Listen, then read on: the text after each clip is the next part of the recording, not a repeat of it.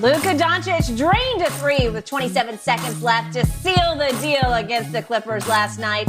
Luka now leads the league in scoring, 34.4 points per game. That, by the way, puts him on pace to have the fifth highest scoring average since the merger. Pretty highfalutin company there. Shannon, scale of 1 to 10, how impressive was Luka's three with just 27 seconds left? 10. His entire game was 10. He was sensational. This is what he does. He hits big-time shots in big-time moments, and we've seen him. He thrives in a playoff-style atmosphere. If you look at him in the playoff, Skip, he's been nothing short of sensational. They led by as many as 25 points, but we know one thing about a Ty Lue coach team. They're going to fight you all the way to the end.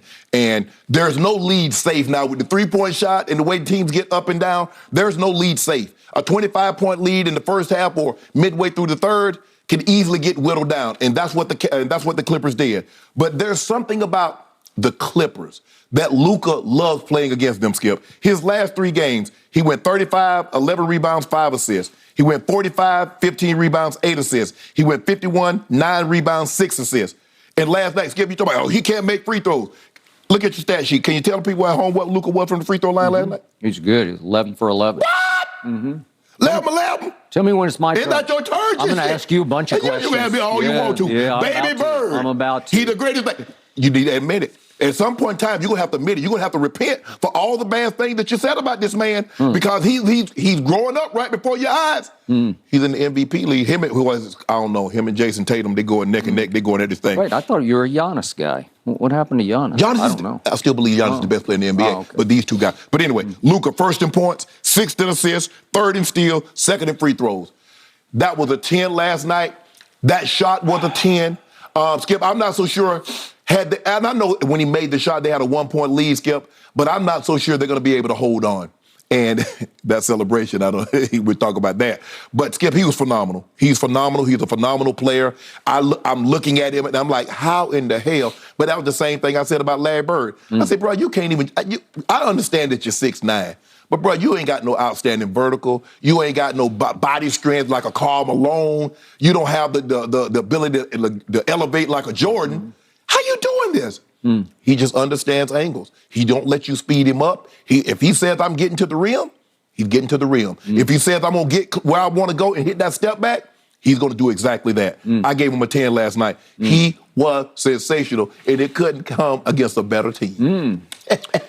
I will give you this.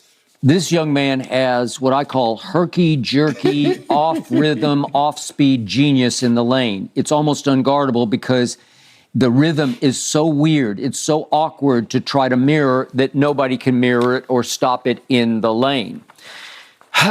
So, the sensational Luka Doncic. Help me out. What's he shooting from 3 right now? Do you know? Well, maybe it's not on your stat sheet. I got it right here. I don't know. Going into the game last night, he was shooting 28.6% from 3. 28.6. It's not as bad as LeBron because LeBron is the dead last worst three-point shooter in all of basketball at 23.9. But the 28.6 is tied for 6th worst in the NBA going into last night's game. So he's a pathetic three-point shooter. Pathetic and attempts way too many threes for his team's sake, and it costs his team just the way LeBron costs his teams. Okay. Now, let's get to the fourth quarter when he was so sensational. I'm looking at my fourth quarter box here. Wait a second. Baby Bird. Wait, he lit him up. Oh, wait a second. Help me out. What's your stat sheet say? Mine says that Baby Bird only made 1 field goal in the entire fourth quarter. Played 9.5 minutes and made 1 field goal, which happened to be that field goal in question, which I'm about to question. But he scored a grand total of 5 points in the fourth quarter, while, Reggie Bullock scored 13, and, Finney Smith scored 6, and hold on, Dinwiddie scored 8, so he was the 4th leading scorer in the fourth quarter for the Dallas Mavericks. Is that sensational? Is that a 10? I don't know. I can't give him a 10. I'll give him a 6 for the game. Hold on. Time out. Interesting. Hold on. On a scale of 1 to 10, how impressive was Luka's 3 with 27 seconds left?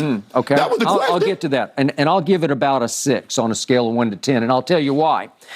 This was the classic LeBron James Memorial, loose ball shot clock three where you don't have any choice but to shoot it. Was it a walk-off three? No, it was not. Were you trailing when you shot it? No, you were up a point already. So you got some front to run with there because you know if you miss it, it's no big deal. So what happens on said play? The ball gets deflected. It's going out of bounds. It's a look what I found. It's look up at the clock. You're down to 2 seconds on the shot clock. You have no choice but to say, I'm just going to jack it because if I miss it, nobody will hold me accountable for this because there's no pressure. There's no time to think or overthink the shot. There's no time to tighten up. There's no time to choke. You just fling. You just grab and fling. You actually, Skip, there was going to hold him accountable because you would have held him accountable because you say you had a 25-point lead. And if you're what Shannon Sharp said you were, you've got to make this stand. So there was something to be said for that. Here's what really happened in this basketball game. The Clippers were down by 25 points, and the Clippers do what they always do for Ty Lue. They fought their asses off. That's what they did. That's how they play basketball. They do this almost every night. Why they fall into holes is a whole nother question, but they don't have their superstar right now, and their 1A star kind of comes and goes, and he'll have a stretch and he'll have a flash, but he comes and goes. Night, okay, he was bad. And 10 turnovers. Some nights he can be sensational, and some nights he's not, and last night he wasn't. Normally against the Lakers, but he's all of a sudden they roar back. And why did they roar back? Is because Nicholas Batum comes off the bench and makes all 7 of his threes. He goes 7 for 7. In the fourth quarter, he makes all 4 of his threes. That will work. So all of a sudden, the Clippers look up with 8 minutes left. They're up 5. They came from down 30 to up 5. That's on the road. That is virtually impossible. Normally, when you're down by that much, with a home team, when you're up by that much and you find yourself down, it breaks your spirits. I would say. And the Maverick says, nah, we're not going to be broken today. But did Luka say no? Did Luka say no again? Did Luka say no again? No, he didn't say no one time because could we see the 3 straight things that happened that put the Dallas Mavericks back into a commanding lead? If we could see Finney Smith, this is 2:56 to go. He bombs a 3. All of a sudden the game is tied. Then Bullock, he bombs from the corner. All of a sudden, you're up 3 with 2:02 left. Then with 1:31 left, Bullock from the other corner, and he bombs it again to put you up 6. 3 straight threes, a 9-0 run by the Dallas Mavericks that did not feature one dribble of Luka. Right. It was all Finney Smith, Bullock. Boom, boom, boom. 3 straight threes, and all of a sudden, you're up 6 points. And, yeah, the Clippers fought and got it back to a 1-point deficit. And Luka, look what I found. I got to grab this and just fling it, and he flung it in the basket. Yeah, we got to stop this notion, because what you've done is that you make it seem like every great player does everything great, and that's just not true. Michael Jordan was not a great three-point shooter. Kobe Bryant was not a great three-point shooter. They weren't. So this notion that Luka, you talk about what did he shoot from the 3, but he does everything else. He's pathetic. He takes way too many of them. He's just like LeBron. He's up there near the leaders of threes attempted. But you got to respect him for it because he can get a hot streak, and that's what he wants you to do is to hug up on him. So now he can put the ball on the floor and get past you and get at the rim. Okay, and that's what he's doing. What did the percentage tell you when he flung that final 3? What did the percentage scream? Let him have it. You know what, Skip? He's about to fall out of bounds. For a lot of guys, that percentage goes down, but for a great player, that percentage actually increases.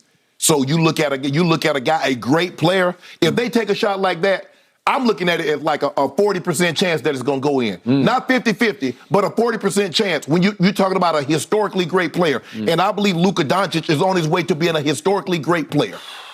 Except for the 3-point shooting. Skip, was Michael great at 3-point shooting? If I'm Ty Lue sitting over there, I'm like, I got this. Let me ask you a question. Was Michael Jordan a great 3-point shooter? They didn't even emphasize it. Skip, it doesn't matter if they emphasize it. He wasn't great when they did shoot it. To your point, there was a game against Portland in the NBA Finals when they dared him to shoot it, and he made one, then he made another one, then he made another one, and he goes up the court going like this, like, I'll make another one. There have been games in which Luka's made 8, 9 threes, but you never say anything. No, I will if he does. He did. We do a topic about him, I'll be the first to say. I'm the first to tell you I was going to bring it up. He made all 11 of his free throws. That is phenomenal because in the playoff games against the Clippers 2 years ago when Kawhi obviously was on his way to getting hurt, but he was healthy for that series.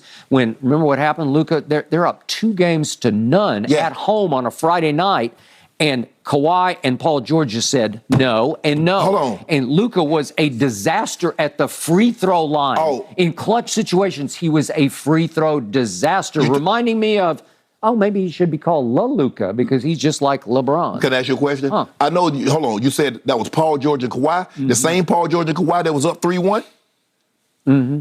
Great player. Is Kawhi Leonard a great player? Who won that series? The Nuggets won the series. Oh, I thought you were talking about the Mavericks series. No. I said the same Clippers with Paul George and Kawhi that was up 3-1. Yeah. Okay. They beat the Mavericks with Luka. Okay. Yeah, I don't know. He's up 2-0 with a game in his house with Dak Prescott sitting in the front row, and you can't get that home. You should have been able to get that home. So let me ask you a question. Michael Jordan has never blown a series in which he had a lead. No, but all he did was go 6-0 in the finals. Well, that's all he did. That's all you need to know. No. I'm not going to let you get away with this. You try to make it seem that Michael Jordan won every series that he ever entered. You make it seem like Michael Jordan never had a series lead and lost. That's not true. You make it seem like Michael Jordan, he was 100% from the free throw line and he shot 72% from the three-point line. And it's not true, not true. Okay. All I know is that Michael Jordan is the greatest player ever, and it ain't even close. And all I know for sure is what the stats tell me about Luka so far in his career. If we look at late and close situations, he's 7 of 24 on field goals attempted in late and close ball games. This is for his whole career so far. That's 29%. And again, these are hard shots because they're big, high pressure shots.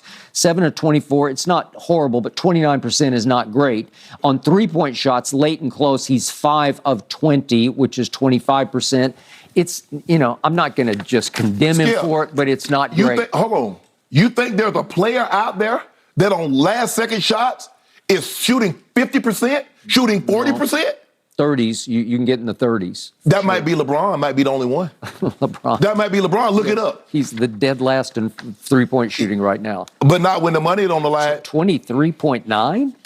Yikes. All I know is he gave the Clippers the business again. 2-on-1. Yeah. It's 2-on-1. You see, what you do keep doing, you talk about Luka lost that. They got Paul George and Kawhi.